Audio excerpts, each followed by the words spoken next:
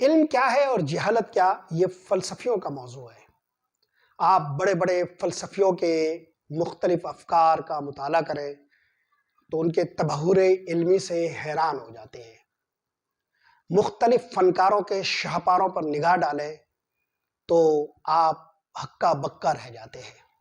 آسمانوں کی بلندیوں کو چھوتی عمارتوں پر ایک نگاہ پڑتی ہے تو انسانی معماروں کی اعلیٰ دماغی کو دیکھ کر ایک حیرت طاری ہو جاتی ہے۔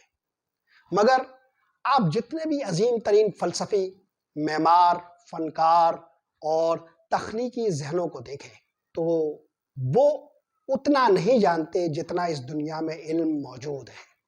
ان کے پاس اس سے کہیں کم علم ہوتا ہے جو کہ فی الواقع وہ حاصل کرنے سے محروم رہتے ہیں۔ یہ دنیا اپنی وسعتوں میں اتنی حیران کن ہے کہ عظیم سے عظیم تر دماغ بھی اس کی وسعتوں کے ابتدائی سروں کو بھی پکڑنے میں ناکام رہتے ہیں۔ علامہ اقبال نے ایک موقع پر کہا تھا، یہ کائنات ابھی نہ تمام ہے شاید، کیا آ رہی ہے دمادم صدائے کن فیکون۔